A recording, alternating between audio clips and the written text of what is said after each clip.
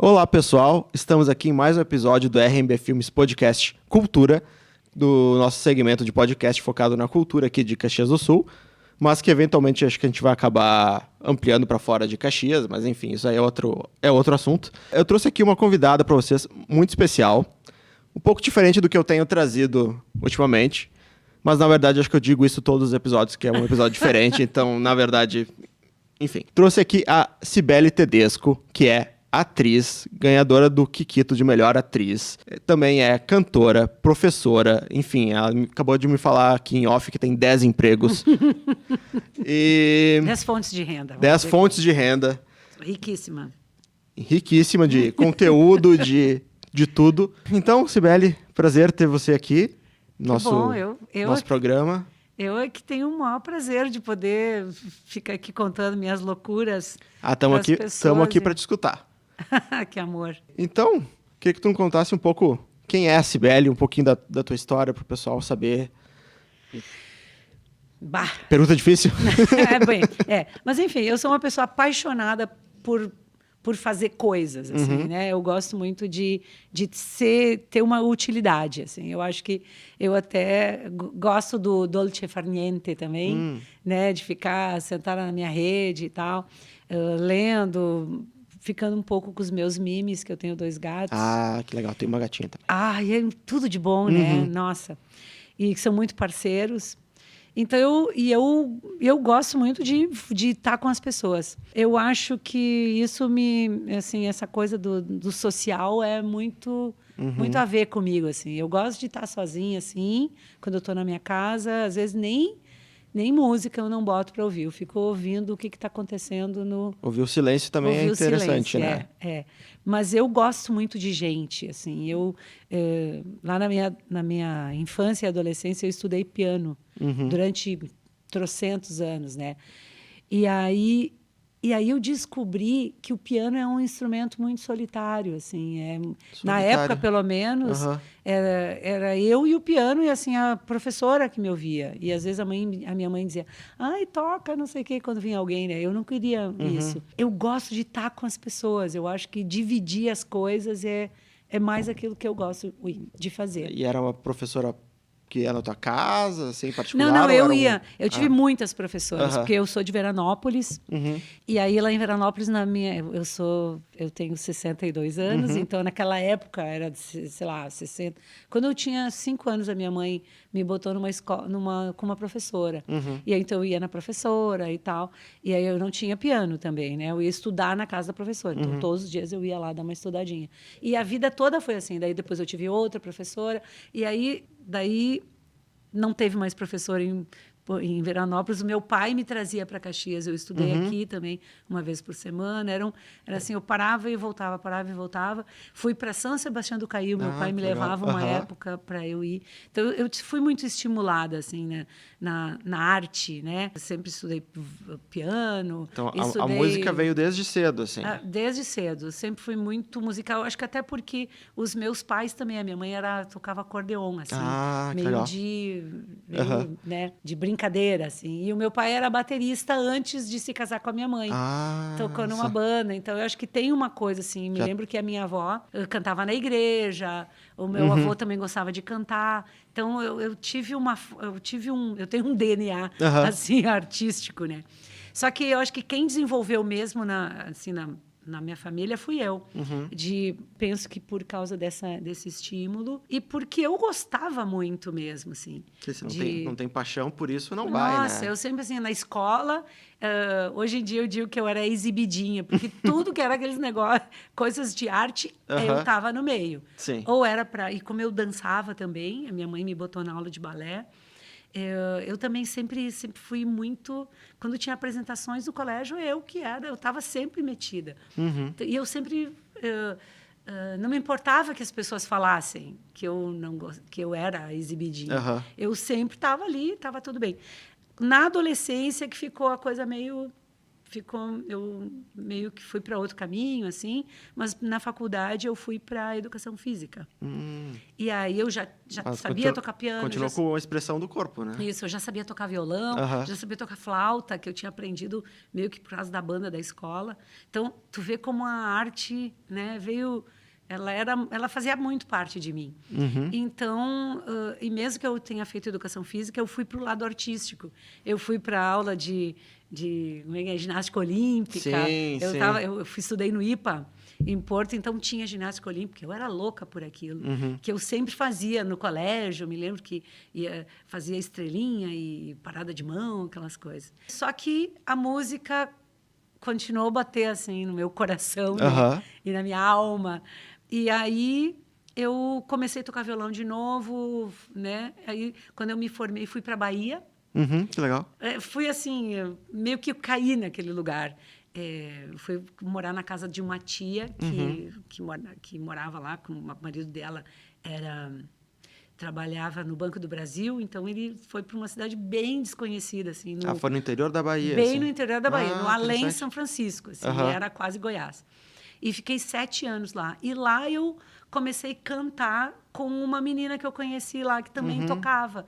Então, ali que eu comecei, profissionalmente, usar a música para o meu... então, como profissão. Na verdade, foi na Bahia. Foi na Bahia. No ano de 1990, eu voltei para a minha cidade, para Veranópolis.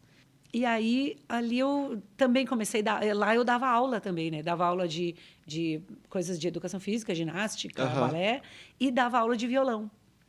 Quando eu voltei, eu comecei a dar aula de violão em Veranópolis também, e dava aula de piano, porque daí eu voltei para o meu piano lá na casa dos meus pais. Então, eu dava aula de piano, e surgiu um show de talentos assim na cidade, na época da FEMAÇã. E eu fui, e aí ninguém me conhecia como cantora, né? Era só a professora e tal. E eu me inscrevi e fui, nossa, foi assim, uau! Foi um estouro. Foi um estouro. O pessoal de uma banda lá de Veranópolis, de baile, que fazia jantar dançante, assim, era uma coisa meio clássica, me convidou para cantar e eu, claro que aceitei. E nessa do aceitar, eu também fui perdendo a minha voz, porque daí eu não tinha toda aquela experiência de ficar cantando com uma banda, era uma barulheira, né? E aí eu vim para Caxias fazer aula de canto com o Renato Filippini. Interessante. E aí, isso foi a minha mãe, que ela já morava aqui. E aí eu conheci o Renato e o canto coral de novo, né? Porque até então, em Veranópolis, eu cantava, quando eu voltei, entrei num coral, porque eu sempre gostei de coral, que na escola também participava, né? E aí o Renato acho que ele viu que eu era metidinha, né? Era da natureza, assim? Claro. E aí já fui dançar num espetáculo, já fui tocar violão num espetáculo, fazendo uma... Era bem clássico, assim, era lindo o espetáculo, chamava... não me lembro agora o nome do espetáculo. Foi nos anos 90, 90 e por aí. E aí eu fazia uma cítara, mas no violão, como eu lia já, eu sabia que quando eu estive na Bahia, eu estudei violão clássico. Eu sabia o popular, aí era uma cidade pequena e tal, eu falei, vou estudar isso aqui. E, nossa, eu me desenvolvi muito no violão, porque eu sabia ler partitura, então isso acelerou dá outra base, o negócio. Assim. Nossa, é uma grande ferramenta. Daí lá em Veranópolis fazendo esse negócio, e quando eu conheci o Renato Filippini aqui em Caxias, eu vi o canto coral de uma outra forma, porque era um coro cênico que o Renato tinha. E aí, meu Deus, era tudo que eu queria, né? Aparecer inteira. Né? E aí o Renato também, eu comecei a fazer uns cursos de regência coral. E o Renato é que me jogou na coisa do canto coral. Então, assim, de 91, 92 para cá, eu trabalho com canto coral. Assim, eu já fiz de tudo no canto coral. Assim, espero que sim, né? Porque eu cantei Renascença, música antiga, cantei madrigais, cantei a Renascença e o Barroco. E aí, que tu me mandou são uns hinos, né? Isso é bem atual, assim, foi da pandemia. Então, aí no canto, eu sou muito aberta na questão da música. E aí, nesse meio tempo, né, fui regendo vários grupos, e aí eu entrei num grupo de teatro. que teatro nunca tinha feito, assim, de decorar texto. Isso não era o meu... Então chama não era assim. o meu... Eu decoro todas as músicas, 1, 2 vezes, eu já sei tudo. Mas texto eu tinha um pavor, assim, um medo. Eu acho difícil. É muito Eu acho muito difícil. difícil. Mas eu acho que é aquela coisa da musicalidade. E tem que ensaiar. Que para música, para mim, é assim. É muito rápido agora, né? Mas... o texto, tu precisa. Mas eu entrei no grupo de teatro, que é o Misericolone, para trabalhar a musicalidade deles. Eles, eles cantavam já no espetáculo, mas queriam cantar melhor. Então, eu fui como fazer uma direção musical. E nessas da direção musical, não tem a fulana que vai fazer não sei o quê. Ai, faz. Ai, sim, eu faço. Sim, se mexe. A metidinha de novo. Metidinha, super metidinha. E foi assim, então, eu comecei, e depois o canto coral ali com o Renato Filippini, que era um teatro musical, na verdade era um coro teatrado, assim, né? Cênico, a gente chama de coro cênico. Então, ali eu já também tinha uma performance que eu ia bem, assim, eu acho que eu gostava de fazer. E aí, daí eu fui fazendo aqui nos meus coros também, eu trabalho bastante cena, porque daí eu até, depois na faculdade, eu voltei para a academia e fiz uma pós-graduação com o pessoal da dança, mas o meu foco era o corpo que canta. Então, eu sempre percebi que cantar melhor é quando o teu corpo inteiro está cantando. Olha que só. tu não precisa usar aquela pastinha para te segurar, ou tu não vai olhar. Porque no coro o pessoal tá tudo enfileiradinho, Normalmente né? as pessoas veem o coro assim, justamente. Tu diz, é um show do coro. Que chato, porque é uma interpretação só com a voz. Hoje em dia já mudou muito isso, sabe? Mas e nos meus grupos como eu trabalho com adolescentes, mas o meu nicho hoje em dia é adultos e terceira adolescência, como eu. Terceira adolescência, é ótimo. Porque é bem isso, né? Sim. A gente vira adolescente. Então, eu faço esse trabalho com eles e eu percebo que as pessoas a gente tem muita coisa, né? Tem muito trauma, muito medo, muita vergonha, né? Todo mundo carrega muito peso, né? Isso. E aí imagina que tu precisa deixar todo o teu aparelho fonador relaxado e o resto do corpo todo duro. Não funciona. Então, essa coisa do movimento é muito legal, assim, de trabalhar. E aí, eis que um dia me liga a Cristiane Oliveira. Eu gostaria muito de falar contigo para tu me ajudar a procurar. Estou fazendo um filme assim, assado, com pessoas da região da Serra Gaúcha, e, né, que falam italiano, que falam italiano. E aí eu queria ver se tu que conhece bastante pessoas, se tu pode me ajudar a achar pessoas que poderiam ter um desenvolvimento na cena. Assim, ela chamou para fazer tipo um casting. Assim.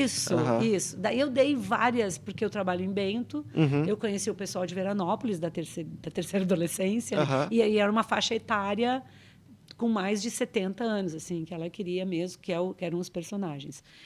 E aí, daí Flores da Cunha, né? O pessoal que soubessem, que tivessem o italiano meio assim desde o começo desse projeto, que depois a gente vai dar um nome, explicar melhor, assim, já desde o princípio tinha essa coisa de falar o italiano. Isso aí, porque era um casal da Serra que morava ali e que falavam italiano e que é uma história que ela se baseou, né? Ela tem tem umas coisas que ela colocou na ideia, no roteiro, enfim, mas alguns personagens eram meio que conhecidos de uma amiga dela, enfim. E aí passou um ano, assim, eu dando dicas, a gente se encontrava de vez em quando, conversava. E aí, depois desse ano, ela veio de novo. Vamos falar, tu tem 1 hora para falar comigo? Porque eu achava engraçado isso também. Porque, às vezes, quando tu vai falar com alguém, tu fala, posso falar contigo? Sim. Isso, aquilo. Ela queria sempre 1 hora falar comigo. Nossa, interessante mesmo. Não, né? e era online, né? A gente fazia pelo Zoom, pelo Meet, enfim. Isso aí foi que ano, assim? Isso foi em 2021 que começou. Porque daí isso. E aí, 2022, ela me convidou para eu fazer o filme. Não, o 2020 foi por aí, porque 2023... Eu fiquei pensando da conversa remota se batia com a pandemia. Assim. Foi com a pandemia, foi na pandemia. Por isso que a gente fazia online também. Tava todo mundo já craque, né, na tela. E a gente ficava lá conversando. Nossa, eu contei horrores para ela, porque eu sou muito faladeira mesmo. Tu viu que tu só pode falar de vez em quando. Mas a gente tá aqui para te escutar. Então... Né? E aí, tomara que as pessoas que estejam ouvindo estejam achando interessante. Eu só vou dar uma contextualizada, então. Qual que é esse filme? Tá, e não, por enquanto eu não sabia de nada. Ainda. Por enquanto não tinha nem nome. Eu só sabia que essa menina, essa moça, porque era uma criança quase, muito novinha, assim, veio falar porque ela ia fazer um filme e que falasse italiano e ela queria... eu não sabia nem o nome do filme ainda. Né? Ela só estava me passando que queria conhecer pessoas e tal. E aí eu falei, até o meu tio, lá de Veranópolis, eu tinha dado o telefone de um monte de gente. Ela realmente entrou em contato com várias pessoas. Depois de 1 ano, mais ou menos, ela veio falar comigo e ela disse, tudo bem. Eu já estava meio amiga dela. Assim, eu tinha achado muito legal que a nossa cidade, que nossa região fosse palco de fosse, enfim, de um filme, sim, né? Sim. E aí eu até contei para ela que eu já tinha feito figuração no Quatrilho.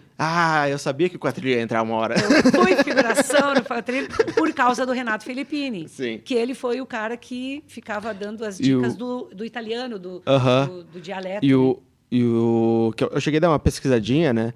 E o Grupo de Teatro Misericórdia, na verdade, ele fez a primeira adaptação do Quatrilho, né? Exatamente. Então, para teatro? Para teatro. Isso aí. E aí, depois, em cima disso, tanto é que vários atores do Misericórdia fizeram personagens no filme. O Maneco, né? O Maneco fez, o Pedro Parente, o Renato Filippini. Como ele era o cara que ficava cuidando a entonação dos atores. Sim. Ele era o meu maestro lá no Eco dei Montes. Então, ele falou, gente, vai ter uma figuração, bora lá fazer. A entonação no sentido assim, para acertar meio que o sotaque. O sotaque, assim, era o sotaque, isso. Então, ele tinha que cuidar o sotaque. Tu acredita que ele foi até no Rio de Janeiro ensinar o Caetano Veloso a cantar América, América? Nossa! O Renato Filippini fez isso. É um cara legal para tu entrevistar aqui. Ele anda por aí ainda. Anda. Anda por aí. Vou botar na listinha. Eu só vou contextualizar um pouco o Quatrilho, para quem por acaso não conhece. A gente já falou, acho que em quase todos os episódios aqui do podcast. É um filme baseado no livro do José Clemente Pozenato, né? Que foi filmado aqui em Caxias do Sul nos anos 90 e concorreu ao Oscar de melhor filme. Foi em 96?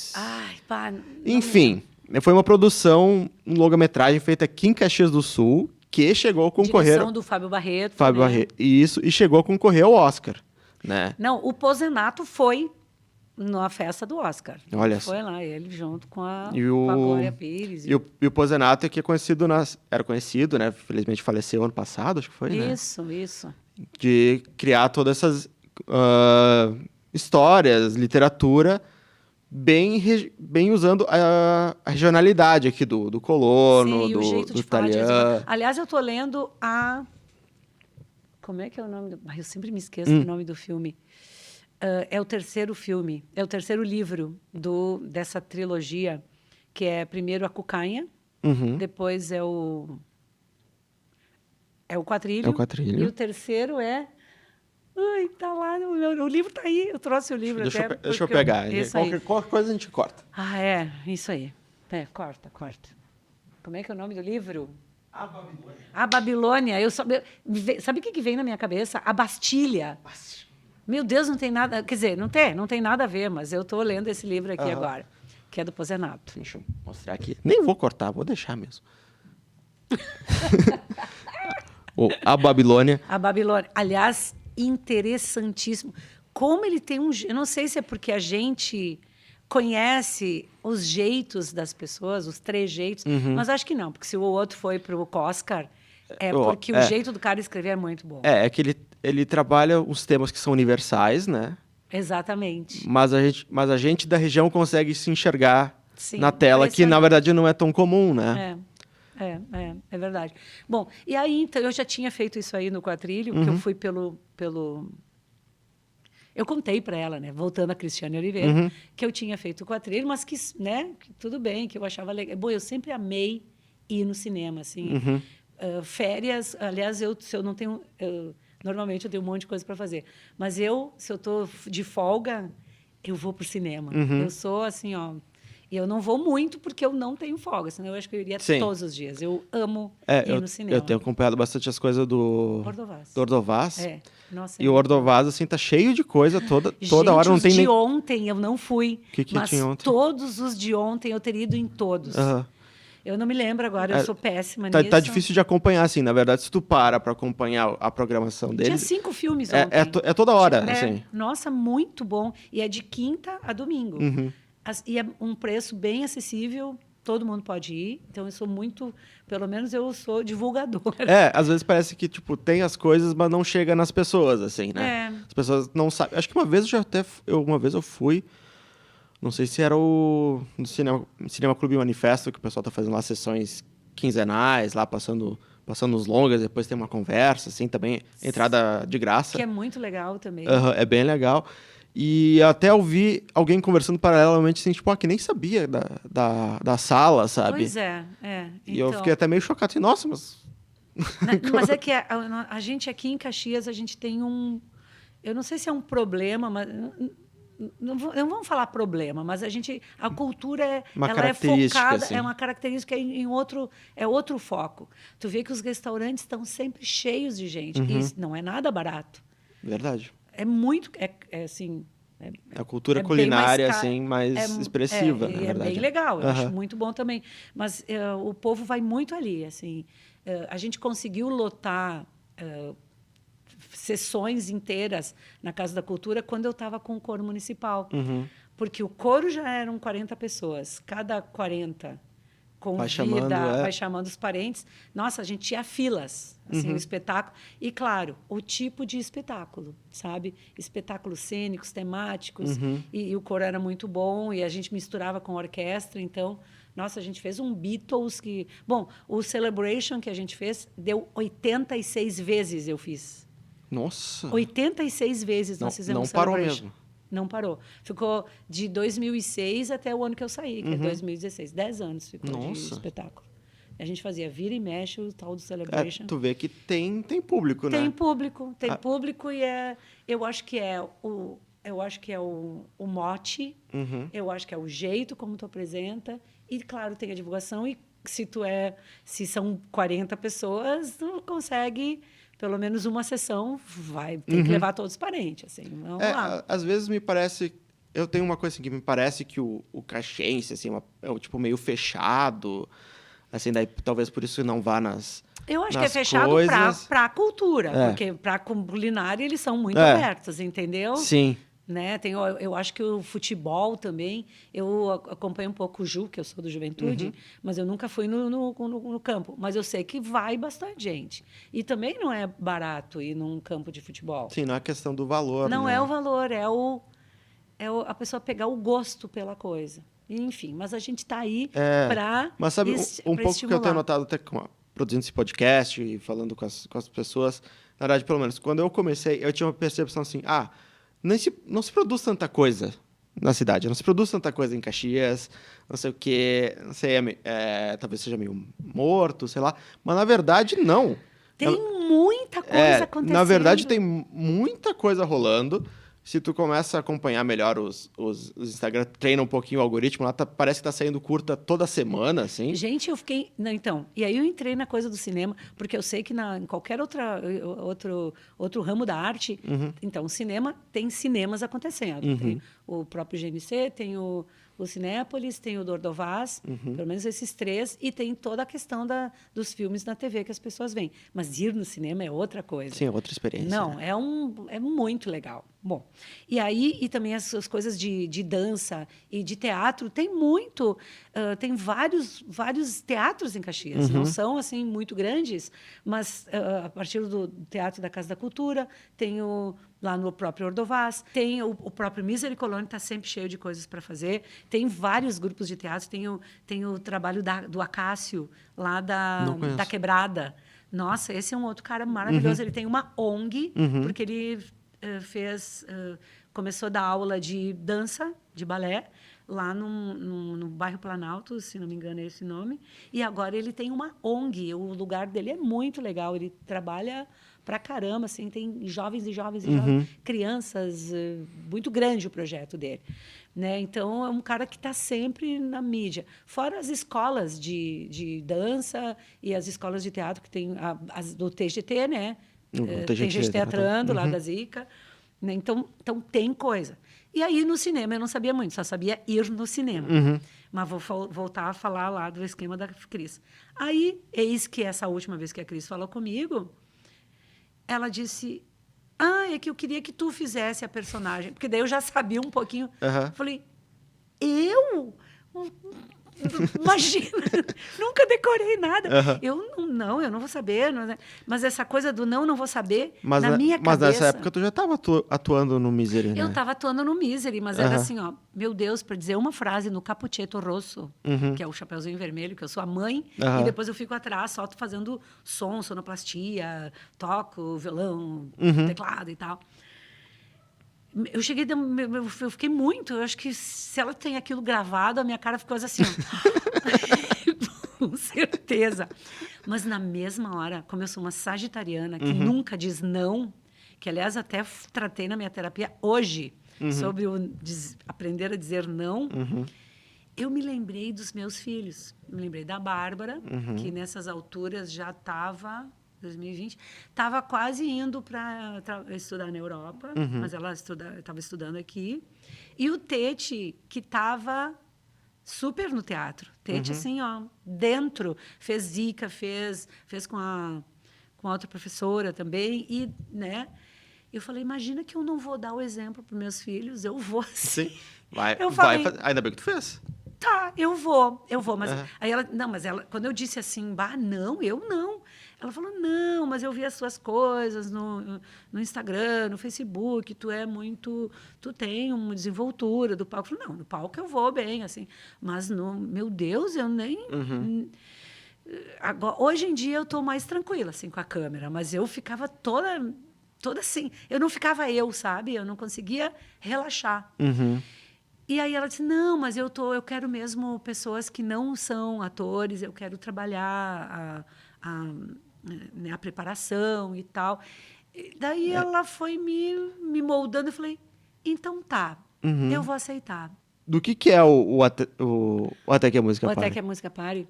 O Até que a Música Pare fala de solidão, de perdão e de autoconhecimento, e de querer virar uma chave, assim, de ter a força ou ter a coragem, fala de coragem, de virar a chave das mulheres, sabe? São muitas Kiaras também, que hoje em dia eu vou vendo, eu digo, essa é uma Kiara, essa é uma Kiara. Então, é de uma mulher que sofre tem um momento na vida dela bem de terceira idade, de solidão, e ela resolve, de alguma forma, as coisas vêm também para ela, né? Essa questão do budismo, e ela, por estar sozinha, talvez ela comece a se questionar e dizer, mas espera aí, mas eu não vou ficar, não quero ficar, eu não quero abandonar. Mas se pudesse fazer uma sinopse bem rapidinha, assim, só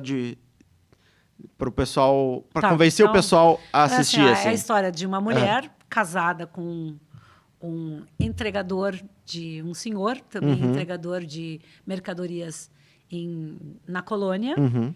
Ela vive sozinha porque o marido está sempre trabalhando, e ela, depois do último marido que saiu por último filho que saiu de casa, ela resolve viajar com o marido para dar novo sentido à vida dela.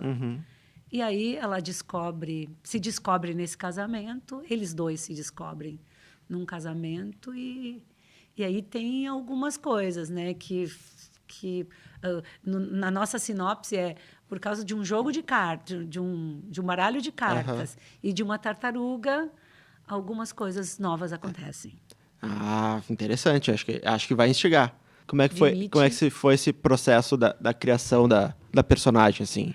Então, aí ela me mandou o roteiro. Aí ela me disse quem ia ser o par, que ia ser o Hugo, que era um dos caras que eu quase não falava no Misery. Né? O Hugo também é do Misery. O Hugo é do Misery, o Hugo Lorenzetti. E era uma das pessoas que ele não cantava muito no coro, então eu não tinha uma proximidade com ele. Mas eu falei, não, tudo bem, o Hugo é amigo da tia Tere. Eu me lembro da minha tia, que era amiga do Hugo. Falei, tá tudo certo, vamos lá. E ela me mandou o roteiro, eu li, e ele estava todo em português nesse momento aí. Eu também não sei, assim, eu não sabia falar italiano, agora eu digo que sei, até porque eu estudei bastante esse roteiro, e aí começa a vir... Ah, tu aprendeu italiano pro filme? Não, olha só. Calma aí. Tá. Porque tu sabe que eu tenho o DNA da colônia de Veranópolis, mesmo, né? Então, eu sou muito italiana. Assim, eu já tinha ido para a Itália com o com o Eco dei Monti, esse coro do Renato Filippini. E depois, eu fiz um curso de italiano quando eu morava em Veranópolis, durante 4 anos. Então, eu estudei italiano, me formei naquela... Não sei qual é que é o grau de italiano, mas, enfim, tinha um diploma daquela escola. E quando eu comecei... Eu entendo tudo, porque eu sempre cantei também, né? Eu tenho grupos que só cantam em italiano ou em italiano. Inclusive, eu sei diferenciar um e outro. Né?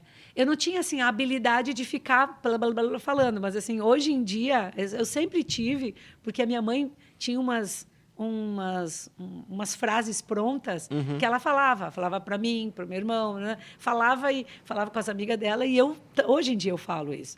E falava para os meus filhos também, sabe, quando eu era pequenininho, as expressões, guarda que te dá uma estampa que a parede te dá 7, umas coisas assim, sabe? Ela fala. Então, quando eu comecei a ler aquilo, eu entendi, eu sabia, e eu acho que eu sabia até meio dar uma traduzida, assim, meio feia, assim, mas eu saberia, né, traduzir algumas coisas. Por causa daquele curso de italiano e porque começou a vir tudo aquilo que eu escutava. Começou a puxar a memória, assim.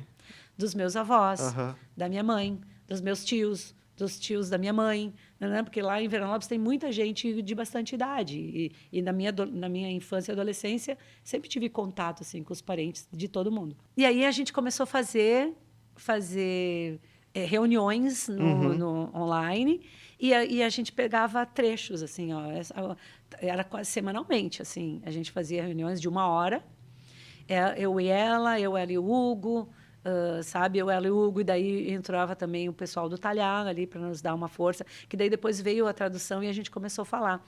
Só que era muito engraçado, porque como a gente tinha aquela coisa do teatro, a gente falava trialto, sabe?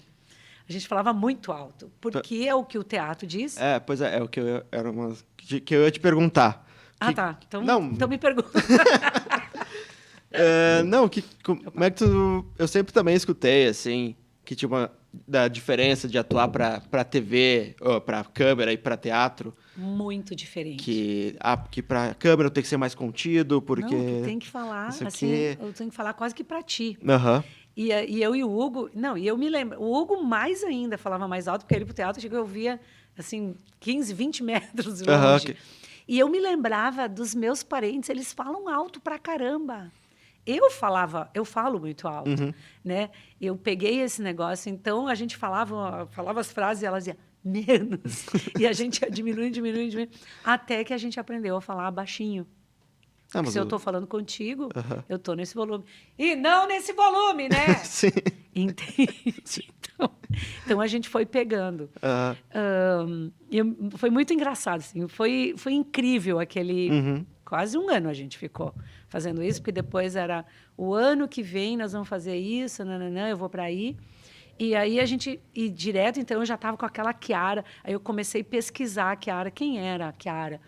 né? E aí, como eu já tinha conversado 1 ano com a Cris naquelas outras reuniões, ela me dizia, mas tu comentou comigo que quando tu teve não sei o quê, porque daí eu quase fiz terapia com ela, né? Porque ela ficou sabendo um monte de coisas minhas. Ela foi muito inteligente e muito preparada para me preparar, eu acho. Porque daí ela foi... claro, ela já conhecia o personagem que ela queria, né? E ela foi fazendo perguntas para mim durante um monte de tempo, como que eu reagia àquilo, como que era para mim isso, como era aquilo. E aí, na hora de colocar no personagem, ela me dizia, mas tu te lembra que tu falou não sei o quê? Pensa nesse sentimento. Então, ela foi trabalhando os sentimentos nas cenas. Sim, então me parece que, na verdade, tu já estava construindo a personagem antes de tu saber que tu ia fazer o papel. Pois é. Incrível. E daí, ainda, depois que eu aceitei, então, mais ainda. A gente foi conversando. Eu nem me lembro quando foi essa divisão ali, só sei daquele dia que ela me convidou. E que daí eu não contei para ninguém, eu contei só quer dizer, não contei para ninguém além do Tete e da Bárbara, os meus filhos. Falei, ó, eu vou fazer um filme. Bah, mãe, não sei o que legal, me deram uma super força. E aí foi bem legal, assim, porque daí eu não contei mais nada, só fui fazendo coisas com a Cris, com a Cris e com o Hugo, com a Cris e com o Hugo, com a Cris e com o Hugo, até que, assim, eu fui muito bem preparada. Então, se eu tenho esse quiquito, não, é claro, eu aceito o mérito, né? Claro, né? Mas eu divido muito com ela, e daí depois eu fui começando a observar as pessoas, né? As pessoas que eu achava que poderiam ter esse tipo de performance, sabe? Que tinham aquele tipo de jeito, aquele jeito de falar, de viver e tal. Então foi, né? Foi da minha mãe, mas a minha mãe é muito moderna, assim. Eram só algumas coisas que ela falava, que ela dizia que ela falava com a minha avó, assim, que ela falava com a minha avó, que é sogra dela. Aí a minha avó, a mãe do meu ex-marido, do Bebeto, a Celina. Nossa, a Celina é muito Chiara, assim. É um amor de pessoa. Então, eu me inspirei nela. Me inspirei numa tia lá da minha mãe, na tia Linda, na tia Elvira, sabe? Sim, do jeito de caminhar. Assim. Foram muitas Chiaras que falavam italiano e que tinham aqueles maridos e que, sabe? Porque não era nada a ver comigo aquilo. Assim, eu sou muito... Primeiro que eu me casei 3 vezes. Então, e nem tinha marido nessa época mais. Então, eu não seria a Chiara. Então, eu tive que me inspirar em umas pessoas que tinham essa dependência no marido, que tinham essa confiança nesse marido, que moravam na colônia, que tinham uma vida bem mais tranquila, né? Porque a Chiara, ela é bem contida, assim, né? Ela é bem para dentro, mas, ao mesmo tempo, ela estava aberta a coisas novas, né? Porque quando ela escuta do budismo... Ela levou e depois porque ela levou o baque do filho que saiu de casa. Ela ficou sozinha ali. Então, com essa saída do filho, é que veio até a morte do outro. Que tinha sido, assim... Ela não está específico o tempo. De certa forma, ela perdeu todos os filhos daí, né? Ela perdeu todo mundo. Ela já tinha perdido o marido há muito tempo, porque o marido nem ficava em casa, ele viajava. A gente está dando super spoilers, mas é bem para vocês terem muita vontade. Não chega a ser, chega a ser spoiler, né? Enfim, então eu acho que Porque eu tive que... nossa, assim, depois quando a Cris veio para cá, que a gente fez umas coisas aí no trabalho corporal mesmo... Ela e o Gustavo, que é o marido dela, que é correteirista e também é cineasta, eles me falaram, tá, mas tu anda muito reta, será que as mulheres andariam assim? Eu nos exercícios toda, sabe? Toda pilates, assim, educação física. E aí eu me dei conta, falei, claro, não, imagina, uma senhora anda daquele jeito. Eu me lembrei da minha sogra. As mulheres andam muito mais devagar com essa idade. Carregando 75. A santinha, carregando, assim. Nossa, carregando a santa é muito ver as pessoas com quem eu convivi, sabe? De longe, assim, mas...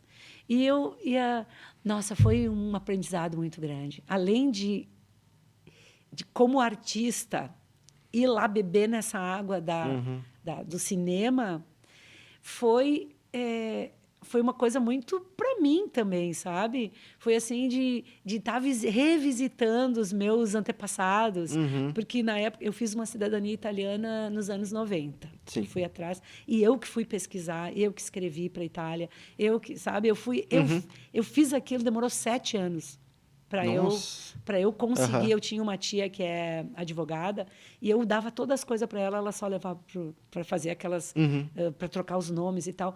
Então eu fui muito lá no meu bisavô, sabe? E conseguiu. E o pessoal era do Vêneto mesmo? Assim, Todo mundo do Vêneto. É, porque o italiano é um italiano dialeto é do Vêneto. Na verdade, ele é mistura, tá? Ah, Várias sim. misturas do Vêneto, não é um só. Né? Mas é bem do norte, assim. E aí... E assim, é engraçado, né? Que essas coisas da história, que a arte e a história são muito ligadas. Eu me emociono, eu vejo a companhia de dança fazendo uma dança, eu me lavo chorando, sim, sabe? Sim. Não sei se é porque a gente tem essa coisa de andar um pouco mais fora das coisas exatas, que a gente está dentro muito das humanas, e trabalhar com a emoção, com a emoção, né? Das pessoas. Porque como eu estou ali no meu coral, tu disse qual é a coisa que eu mais gosto de fazer.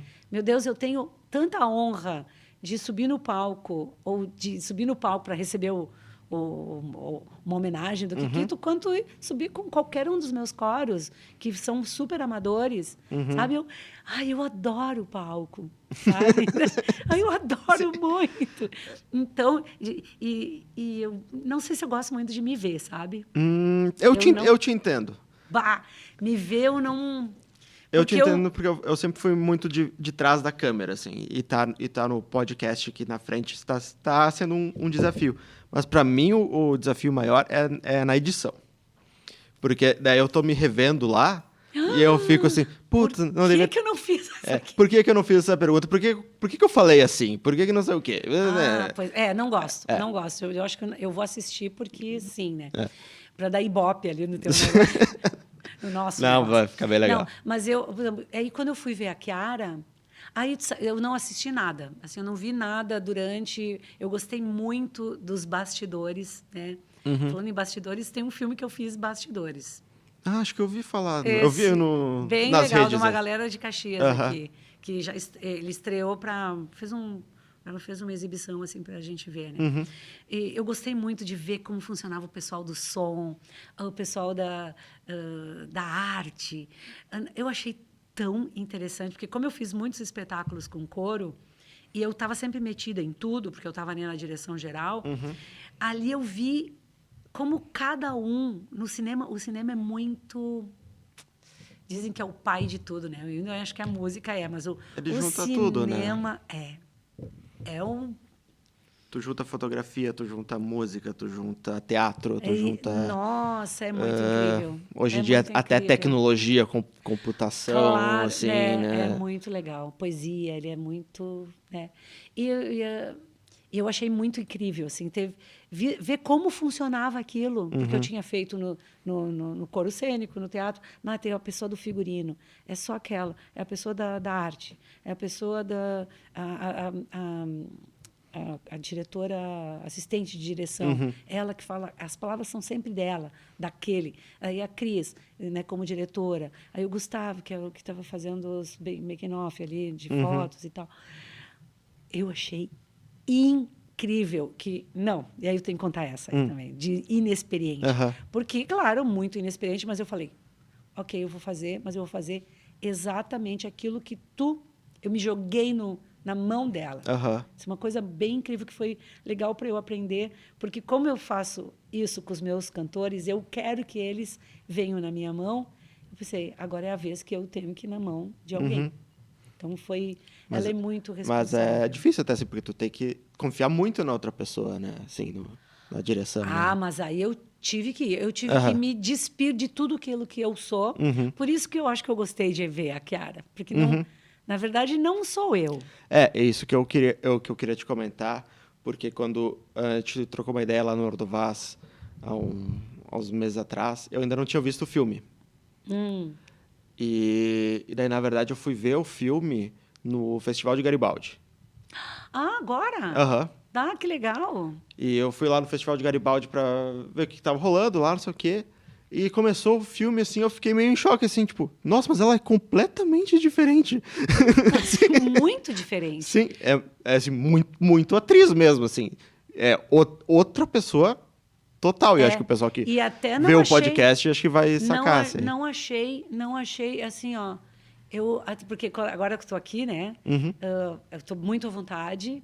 Mas aí, quando eu vou me assistir, eu digo, mas aquele jeito que tu ficou sentada, ou na boca, ou não sei o que, né? Ali, até as caras feias, vamos dizer, que seriam consideradas feias, eu achei lindo. Eu gostei de me ver ali, sabe? Porque eu estava muito dentro daquele personagem. Eu fui muito trabalhada. Por isso que a Cris mereceu muito ter ido lá receber o Kikito. Mas tem uma cena que essa que me marcou bastante, assim, que era do que vem o namorado italiano. Isso. Sabe? E tem a Chiara, e os dois se entendem, mas não se entendem ao mesmo tempo, assim. Que daí tem a filha que tem que fazer a tradução do italiano para o italiano. Para o italiano. E o ator é italiano mesmo, né? O ator é italiano. Aliás, foi a primeira cena que eu fiz. Ah, foi a primeira? Foi o primeiro dia de cena. Foi a primeira vez que eu falei. Foi ali. Eu estava muito nervosa nesse dia. Porque eu sabia que eu tinha que fazer, mas eu pensei, eu estou preparada. Eu vou enfrentar isso aí. Sim. Bem com o cara que era mega profissional. Sim. Não que os outros não fossem. Mas ele era um cara de fora, veio e tal, né? E aí foi tranquilo. Mas eu achei interessante a cena, porque tem um pouco, talvez, dessa discussão, assim, mas o italiano, na verdade, é o dialeto do Vêneto de 1800 e pouco, e, na verdade, o italiano não é o italiano, né? Não é. Porque, assim, o italiano, vou te dizer, então, até é bom que as pessoas saibam, desde 2014 é uma língua oficial brasileira, né, reconhecida pelo IFAM. E o que aconteceu? Porque quando vieram os imigrantes, eles vieram de vários lugares e a Itália ainda não era... Unificada, unificada. Né? Isso, então, eram os reinos separados, né? Isso, e eram dialetos de lugares, de vilarejos, enfim. E aí eles entraram todos num navio e vieram, né? E aí, quando chegaram aqui, eles começaram a conversar e depois teve a questão que eles foram proibidos de falar italiano. Sim, na Segunda Guerra, isso, né? Isso, pelo Getúlio Vargas e tal. Tem até um curtinha do Robinson Cabral que ele falou aqui. Exatamente. Do proibido falar italiano. Isso. E o Misericolone tem um espetáculo chamado Misericolone, dá voz ao silêncio, que ele conta. É muito legal esse espetáculo, viu? Ele fala dos primeiros 50 anos da imigração italiana. E aí quando há mais de 20 anos eles estão tentando ver se esse italiano vira língua e tal, né? Eu conheço um monte de pessoas que tem músicas, que compõem músicas, que escrevem livros, que, né, tem rádios e tal. Então, tem um movimento grande, não só aqui na nossa região, mas tem em Santa Catarina, no Paraná também. Tem uma universidade que que está agora promovendo um curso de italiano. De italiano, não de italiano. De italiano, porque de italiano já tem. Mas de italiano, e até aberto, assim, tem muita gente fazendo esse curso. Tem um livro de gramática já, né, com dicionário e tal. E aí, o que eles fizeram? Esse pessoal que já há mais de 20 anos está indo atrás, e que com o Misericolone também envolvido com as peças e tal, e são pessoas do Misericolone que também estão lutavam para que essa língua fosse oficializada. E hoje em dia, assim, tem muitos encontros e coisas do talhar, né? E aí, o que eles fizeram? Eles pegaram vários dialetos que foi misturado com o português na época ali dos anos 30, 40. Sim, porque a língua vai se adaptando também, né? Isso, e daí eles começaram a ter que aprender a falar um pouco. Então, essa mistura, que uma vez a gente chamava de dialeto italiano, hoje em dia ela é uma língua italiana que eles juntaram várias coisinhas daqui. Inclusive, tem muitas pessoas que falam o italiano do seu dialeto que não gostaram que teve essa junção. Porque daí as partes que eles falavam na família deles, não está dentro do livro, entende? Sim, então, entendi. tem isso aí. Mas eu acho que para juntar uma língua não deve ser muito fácil também, né? Na verdade, eu até estava vendo um outro podcast sobre o Talian, que eu sempre gosto de dar uma pesquisada antes de gravar de gravar aqui, assim. E pelo que eu entendi, se eu estiver errado, tu me corrige. Eu também estou aprendendo. É um movimento do Talian meio recente, ele é meio recente, é dos anos 70, alguma coisa assim, e surgiu muito da universidade aqui de Caxias, né? O forte da formalização começou aqui em Caxias. Com grupos, o Misericórdia, que é através do João Tonus, o Juvenal Dal Castel. Tem o Dalbó, né, também? Não? Bom, tem muita gente, mas eu quero dizer, por exemplo, daquele livro, que tem um monte de gente que fala, são linguistas e tal. Tem o Júlio Pozenato, que não é parente desse Pozenato, mas ele é arquiteto. E ele é músico e arquiteto. Ele é organista também. Ele já tem muitos livros de arquitetura da região da Serra, em função desse Talian. Ele é um dos caras também que estava no livro e que foi atrás de fazer com que esse processo do Talian, que hoje em dia está bem aparecendo bastante, né? É um dos estimuladores, dos incentivadores, aquele Frei que escrevia o Naneto Pipeta, né?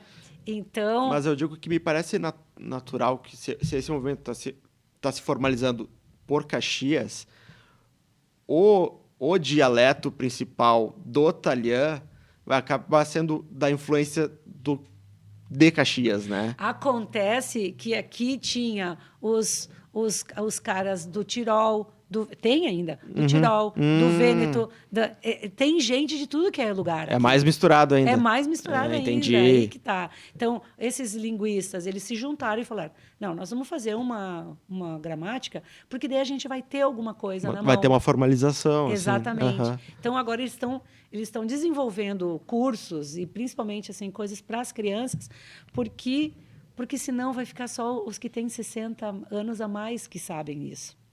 Então, precisa semear lá no início, entende? Eu fiquei pensando, que depois tu falou do texto, é a dificuldade de decorar o texto.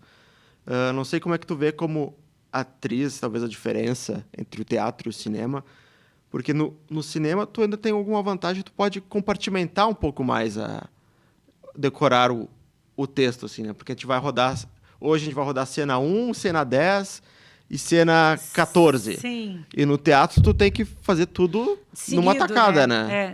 Pois é. Aí eu achei fácil. Eu não achei muito difícil. Porque daí, naquele dia, eu estudava aquele pedacinho ali, aqueles pedaços que eu tinha que fazer. E a gente tinha ensaiado muito. A gente ensaiou muito, foi muito preparado. E sobre assim, a gente quase fez... a gente não improvisou, sabe? Não tinha improviso. O improviso foi durante o ensaio. Sim. Nos ensaios, teve coisas que eu dizia para a Cris, mas a minha avó, essa pessoa com quem eu inspirei, ela não falaria isso. Aí o Hugo também, que sabe falar muito bem o italiano, então a gente arrumou umas coisas assim. Mas aí, na hora da filmagem, era aquilo ali. Era executar, né? Era executar, só isso. Diferente do outro que eu fiz, que eles me davam liberdade de eu falar. Então, ali eu achei mais difícil. O outro que teve menos preparação, porque era um curta e tal. E outro que teve um outro longa também, um outro curta também, mas eles queriam que fosse longa, que a gente improvisasse mais. Mas aí eu já estava no talhar nessa história toda. Vai muito do tipo de produção, né? Se tem esse tempo anterior de ensaio, que, na verdade, eu, pelo menos aqui na região, não vejo tão comum assim ter esse, tipo, um ano de preparo de ensaio, sabe? Porque eu vejo aqui o pessoal é mais pauleira, assim. Se tem um ensaio, é tipo uma semana Me antes. Mandaram meu roteiro, eu fui um dia ensaiar na casa do Leandro, e era isso, mas ele falou, é isso aí. Mas daí, claro, tudo aquilo que eu aprendi com a Cris, eu fui tentando fazer mais fast o negócio, mais rápido. É isso. Será que ela faria isso? Será que eu falei aquilo? essa cara. E ela trabalhou muito as feições pra gente, sabe? Porque na essa câmera a feição explode assim, né? Muito grande. Então... Porque tu trabalha tanto no corpo, no teatro... E ali não. Ali é uma feição, coisa... Né? Isso aí. Muito... incrível, assim. Foi uma coisa fantástica. E como é que foi essa coisa de atuar em Taliã? No Misericolândia, acho que vocês já fazem isso, né? Agora o Misery ficou mais fácil para mim. Depois disso aí, desse pós-graduação que eu fiz, que foi um estudo muito grande. Então, foi muito legal, que aprendi demais. Então, essa coisa do falar o italiano, eu não sei, ele veio, ele se acordou em mim, me parece. Porque eu sempre entendi tudo, só que eu não tinha a prática da fala. Mas agora... ele já vem mais. Eu não sou uma super... eu achei interessante que no filme, depois eu revi, acho que eu comprei na Amazon ali, e era sempre legendado quando é no italiano, né? Sim. Mas, na verdade, sim, às vezes eu falei assim, eu não precisava da legenda. Dava pra... pois é, dava né? pra entender. Talvez porque seja aqui da região, a gente acaba pegando alguma coisa. Mas eu achei que depois de um tempo ficou tão natural no filme, o italiano. Sim, pois é, né? Enfim, mas a Cristiane é uma diretora, pelo que as pessoas comentaram ali depois, né? Ou lá durante, que ela é muito meticulosa, assim, ela é muito... E ela é uma... Não sei se tu já teve, quando tu conversou com ela, Não. Ela é muito zen. Acho que ela é budista, não sei. A gente não conversou sobre isso. Explica algumas coisas. Pode ser, sabe? Ela é muito zen. Ela vai conversar com as pessoas, os figurantes, né? O Tete, meu filho, fez o meu neto no filme. Meu neto era o Tete. E o Tete também... Eu não vi ela conversando com o Tete. Assim, ela falou com o Tete e o Tete foi fazendo e tu vê, né? Ela é muito discreta, muito limpa, parece, sabe? Isso é importante. Eu não tive muitas experiências de direção, mas a primeira que fiz foi lá na faculdade, lá no Noite de Sorte, e eu lembro que eu estava muito ansioso. Assim, mas eu também tinha uma preocupação assim, eu não posso tentar transparecer muito que eu estava ansioso, porque senão deixa todo mundo ansioso, né? Isso mesmo. Daí tu passa essa insegurança aí e desmonta o set, né? Então, ela realmente tem essa característica zen, assim, conseguir conversar com todo mundo com calma, ainda mais porque o set é sempre aquela correria, assim, é realmente uma característica muito boa, essa coisa sabe? dos horários, bem legal. E outra coisa interessante é que depois daquilo, só um ano depois que a gente foi ver, ou foi conversar com as pessoas de novo, então o cinema tem essa coisa essa maturação ali, né, que pra gente parece isso, mas é claro, ela foi para a Itália fazer a parte do som e tal. Então, foi um super presente. Dos 60 anos, quando eu fiz 60. Ainda coincidiu com esse aniversário? Assim? Coincidiu com o aniversário de 60. Que daí eu pensei, agora com 60, então se eu não fizer agora, não vou fazer nunca. Né? Foi muito, muito, muito aprendizado. Essa coisa da maturidade, da terceira idade, né? Que a coisa parece que assim, eu ouço muito as pessoas falarem, mas agora tu te aposentou, então... Gente, é agora que eu tô agora que começou. Faiscando, sabe? Não, além de começar no cinema, o meu trabalho também, ele tá todo cheio de coisas e enquanto que eu tenho energia, eu acho que eu não tenho que parar. Eu sou aposentada, né? Eu tenho uma aposentadoria, enfim, mas meu Deus, agora eu preciso de tempo tem energia para passar à frente tudo aquilo que eu aprendi, vamos dizer. Não aprendi ou realizar aquilo, né? Então, e aí com isso veio mais 4 oportunidades.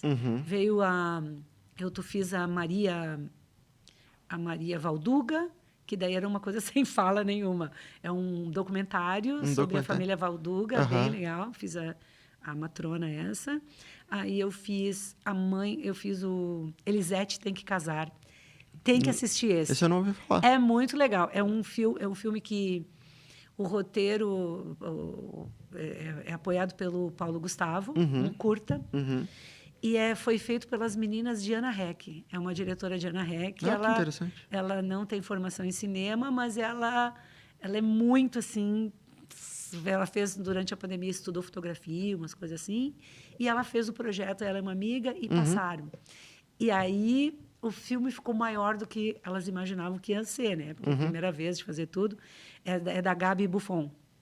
Esse nome não é estranho. A Gabriela Buffon. Ela foi aluna da UX numa época, mas ela acabou não terminando. Mas eu fui assistir, ele é um curta. Elisete Tem que Casar, ele se passa nos anos 50. Nossa. E é na colônia, e é uma guria virada na breca. E o pai dela disse, se tu não, ou tu casa ou tu vai para o convento. E ela foi para o convento, porque ela preferia do que casar. Só que no convento, ela tocou o terror no convento, foi expulsa. Aí ela ia casar, só que daí eu não posso contar mais. Eu sou a mãe do noivo. Gente, é fantástico, ficou muito legal. Achei incrível. E todo ali de Ana Rec, aqui do ladinho. Tudo aqui na colônia. Nossa, tinha sets longe, assim, umas montagens. Mas bem riquíssimo o filme. Achei incrível. Também falado em italiano, né? Ele tem esse também tem os diálogos em italiano? Tem diálogos em italiano, Será que vai vir uma tendência agora de eu não do sei pessoal se fazer? Ele não é todo em italiano, ele tem um sotacon, sabe? Sotacon, ele tem o sotacon também bastante. Eu não me lembro se ele estava legendado, acho que não. Acho que eu não vi legendado. Talvez não Eram precise. algumas expressões ali, muito bem, achei bem legal. Eu já ia te perguntar também que os projetos está trabalhando atualmente, projeto para o futuro. Tem mais algum? Então, eu continuo na música, né? Eu tenho os meus coros, que eu gosto muito de cantar em conjunto, em grupo. Eu sou do backing vocal, assim, super sou. E continuo no Misericolone com os espetáculos. Estou fazendo agora um papel bem... assim, não sei se nada a ver comigo, mas eu acho bem legal assim, um papel de numa inosteria, que a gente tem 4 espetáculos no Misericolone. Eu faço a mãe do Capuchetto num, eu faço essa senhorinha, uma senhorinella, né, que ela em toda peituda, assim. Eu adorei a mulher, diferente daquilo que eu sempre... que era feio, mulher. Imagina que eu fui cantora, comecei cantora, e depois que eu fui para a Bahia, porque era feio, não sei se era feio. Aqui, assim, tu diz? Eu acho que era, assim, eu acho que... Tu achava vulgar? Assim? Era vulgar uma cantora de um baile. Imagina, olha só. Aí foi até que eu fui cantora de baile. E, aliás, é muito legal. É uma outra ferramenta para a gente aprender, né? E aí... Bom, mas deixa eu voltar a falar. Eu sou muito, assim, Não muito tem problema. Distraída. Mas, então, eu vou continuar com os meus coros, né? Até que eu achar que eu acho que eu tenha coisas para mostrar ou para fazer com eles. Eu Misericolone com essas peças e esses trabalhinhos ali do talhão. Eu acho que se o talhão veio para mim, eu tenho que honrar essa língua materna, né? Que ela é muito bonita, assim. Ela é muito bonita. Vamos ver se vai dar certo esse projeto. Com certeza. De botar no ouvido das crianças, que eu trabalho com as crianças. Também eu acabei não falando o Italianate per Bambini, que são canções infantis em italiano, para ensinar umas palavrinhas, assim. Aí eu traduzi o testas pala gamba e pie, testas pala gamba e pie. Todo mundo sabe o que é, já, né? Então, elas estão aprendendo em italiano. Embora nas cidades onde eu já fui, eles já sabiam. As crianças estão aprendendo. Agora está faltando pegar o pessoal dos 14, 15 aí. Então, eu acho que...